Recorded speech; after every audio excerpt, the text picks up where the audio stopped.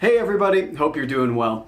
This week's video, I'm going to be covering something that I feel like is becoming more and more relevant again because of the upcoming release of the Fallout TV show Season 2. I've mentioned before that outside of Life is Strange, Fallout is my all-time favorite series of video games, period. It's something that I know the lore in, I play the games constantly and replay them constantly. It's why I've made a handful of Fallout videos on this channel before. And of course, I'm wearing a Fallout 76 shirt, which I wouldn't be wearing if I wasn't a real fan. And yes, I do play 76 semi-regularly with some friends, and I do enjoy it. But this week's video is about one of the most popular games within Fallout, Fallout New Vegas. And more specifically, its DLC, Dead Money. Dead Money is a controversial DLC, to say the least. It strives for a more horror survival kind of gameplay loop, rather than the more traditional action RPG stuff that you would expect from Fallout. This led to a lot of people not really knowing how they felt about it. Some people hate it for that reason, other people love it. I personally am not a huge fan of the gameplay side of things, but the lore and the setting of this environment is just stellar to me. It's one of my favorite pieces of Fallout lore out there, which is why we're going to be going over the history of the Sierra Madre Casino and Resort and what led to what we find in Fallout New Vegas. But before we begin, I just wanted to say thank you to those of you who are returning to my channel, thank you to those who just found me, and I really appreciate you guys being here. So without further ado, let's get into the lore of the Sierra Madre Casino and Resort. We wouldn't be able to discuss the Sierra Madre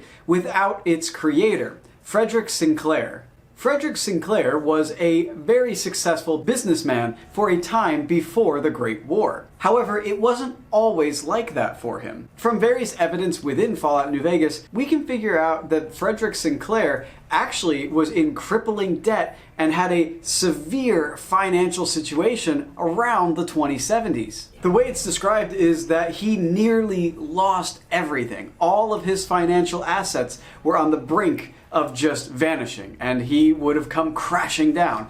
However, through his savvy business mind, or whatever you want to call it, he was able to maintain a large chunk of those assets and even rebuild himself. This is a very important thing to remember about Frederick Sinclair. I personally believe that whatever seemingly happened that nearly brought him to financial ruin had to do with security.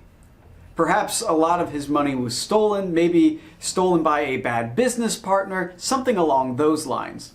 Perhaps a piece of technology or some sort of item that he patented or something along those lines was stolen, which obviously would threaten his money. The reason I point this out is because it appears that this deeply affected him and is what made him so obsessed with security, which plays a major role in the Sierra Madre. At some point during his pre-war business days, he went to the World's Fair. The World's Fair was, I'm sure you've seen it in movies and things like that. It was basically a showcase for all these advanced technologies and sort of the world of tomorrow. At least that's the way it's portrayed in media oftentimes. Think of Captain America, the first Avenger. There's an entire sequence that takes place at the World's Fair. Well, while Sinclair was there searching for potential business partners, he encountered the scientists from the Big MT. He was so taken with their exhibits and what they were showing off that he would frequently contract them for certain devices and technology that would later be used at the Sierra Madre. However, if you know anything about the Big MT, you know it's never that simple with them. A piece of lore that was added by the TV show is that Frederick Sinclair actually represented the Big MT at a meeting between Vault-Tec and several other extremely powerful organizations. The woman holding the meeting was Barb Howard, wife of Cooper Howard, who was a very, very popular actor at the time. Bud Askins was also in the room, but I think, it's Bud. Repcon was represented by Julia Master, West-Tec was represented by Leo von Felden, and of course, Robco Industries' very own Robert House. This meeting changes a lot of the framework behind Sinclair's motivation when it comes to the Sierra Madre. The subject of this meeting, which serves as a very climactic point within the TV show, basically confirms to the audience, who may be unfamiliar with the games, that the Fallout vaults, most of them are horrible experiments that are being contracted out to either the United States government or these big companies. And if you're a fan of the games, you know that most of the vaults were experiments. There were very few vaults that were actually, worked as planned. And it appears that Sinclair, representing the Big MT, was involved with this process. Now here's the thing, he doesn't own the Big MT. He's a contractor, but it appears that perhaps through his time building the Sierra Madre, among other things, he gained a very favorable reputation with the Big MT scientists who wanted to stay in their research facilities, working on experiments, things like that, and that Sinclair served as sort of a businessman or an envoy for them, hence why he would be here. So while Sinclair himself may not have been behind certain Vault experiments, he is the one who put Big MT in touch with Vault-Tec. The other bombshell, I guess you could say, no pun intended, of this meeting is Vault-Tec revealing that they had the means to start a nuclear war, to essentially trick the United States and China into fighting each other, so they could then take control of the next step in civilization through their vaults.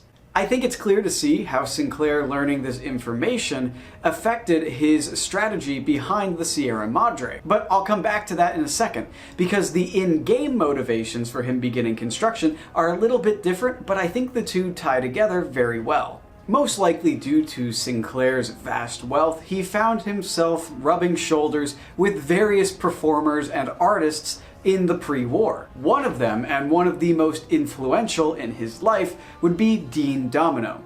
Dean Domino, also known as the King of Swing, was an extremely famous lounge singer. But Dean also had a reputation for not exactly being above board. Dean Domino actually held a major resentment towards Frederick Sinclair. This being because despite his problems, despite the hardship he had faced, somehow Sinclair still managed to have a positive outlook on the world. This really got under Dean Domino's skin. He is a pessimist and a narcissist. When you interact with him in the DLC, you learn that very quickly, and one of the only ways to get his good ending is through constantly agreeing with what he says. So I'm sure when the topic of the impending nuclear apocalypse, or financial troubles within the United States, or the new plague, things like that would come up in their discussions, Francis would hold an upbeat and positive attitude about how they could come out of it just fine, and that only made Dean feel more and more anger. There's a bit of conflicting information on this next part. Some sources mention that Dean and Francis were friends before the construction of the Sierra Madre. Others claim that Dean met Francis through being invited to perform at the Sierra Madre. This is very important because Dean would introduce a very important person to Francis. That person being Vera Keyes. Vera Keyes was an up-and-coming star within Hollywood. She was extremely beautiful, and in the words of a lot of my sources, starred in some really awful romantic movies. However, despite how critically low these movies were rated, they still raked in tons at the box office simply because of her star power. Films like Love Sets Sail and Under the Covers are examples of those movies. And a little fun fact, Under the Covers is a film she starred in with Cooper Howard. And apparently he was so fond of this film that he actually has a framed version of the poster at his home. When Dean introduced Francis Sinclair to Vera Keyes, it was love at first sight. Francis fell instantly for Vera. And this is where we get back to that sort of contradicting nature of when the casino really started its production. That's simply because many people point to Francis meeting Vera Keyes as his main motivation for building the Sierra Madre. and more specifically, making the Sierra Madre a place that was meant to be a shelter from the incoming nuclear war. The other thing that makes this a little more complicated is the TV show. Because Sinclair was aware of Vault-Tec's possible plan to cause the nuclear holocaust, I think it's very likely that he had begun construction and the security aspects because of that meeting. Now, these motivations aren't necessarily contradicting. It's just that there are certain dates missing and the exact order of things seems to be contradicted. But I think what we can all agree on is that they can all technically be true. Francis Sinclair decides to build this resort without any extra oomph to it. He just decides to build this as a high society resort for all of his rich friends to come to. And at this point, he would already have his relationship with the Big MT. So they send him over to the Vault-Tec meeting where he learns the horrible truth about what's to come. And this almost shatters his optimistic attitude that Dean Domino is so obsessed with. But to the public, he has to save face. He then meets Vera, and what this does is this kickstarts his obsession with security and with turning the Sierra Madre into less of a casino and more of a vault, a guarded secret city away from the horrors of reality where people can come to ignore society, ignore all the awful things, and simply begin again. So no matter which way you slice it, he began construction on the Sierra Madre Casino and Resort. There's two different sections to the Sierra Madre. There is the Sierra Madre Casino and Resort, and then there's the Villa section. We'll begin with the Casino and Resort. It's evident through the style of the resort that Sinclair was very partial to the Art Deco era. The Sierra Madre itself was constructed somewhere near the Grand Canyon, a little ways east of the Mojave Desert. I'm going to describe the casino as what Sinclair wanted it to be, his dream of what it was supposed to be, and then I'll get into some of the nitty-gritty and the sort of behind-the-scenes stuff. The casino is by far the highlight of the hotel. It was meant to be decked out with holographic dealers at each table. It would offer all the games you could ever want to play in a casino, such as roulette, blackjack, craps, and slot machines. The kitchens within the Sierra Madre were meant to be the best of the best. 5-star ratings across the board. The pinnacle of fine dining. He wanted to bring in the greatest chefs from everywhere in the world. They could be found within the Cantina Madrid. This would be the primary restaurant of the casino. High-class guests would stay in the executive suites, and the entire casino would be guarded by advanced security technology, such as the holographic security guards, which was a fantastic technology and is likely related to what Sinclair saw at the World's Fair that impressed him so much with the Big MT. This was the experience that you could expect if you were one of these higher class individuals coming to the Sierra Madre. High-tech facilities between the security, the casino itself, amazing food, wonderful living spaces. It was meant to be the dream getaway. Next up is the Villa. The Villa was meant to serve as a city that was only accessible to the guests of the Sierra Madre. Think of how the original idea for Epcot was meant to be a self-sustaining city. Those who lived in the city would be employees or workers that worked at the casino. The villa was placed very intentionally, so you could always see the beautiful casino and resort looming over the villa. The villa has 4 districts: the medical district, the residential district, Puesta del Sol, and I'm butchering that, I apologize, and finally, Salda del Sol. These different portions would serve as different things. For example, obviously, the medical district contained a clinic. The residential section was meant to house a lot of the entertainers and the upper class workers, I guess you could say, from the casino. Salda del Sol was meant to be the area where the lower level staff stay. This is also where a church can be found. The other fascinating piece of technology that could be found within the casino, resort, and even the villa would be the vending machines. And I know, vending machines don't sound like an amazing technology until you really read about these vending machines. These machines were the heart of the Sierra Madre's self-sufficiency. And what I mean is these machines could literally provide and generate almost any item you could need.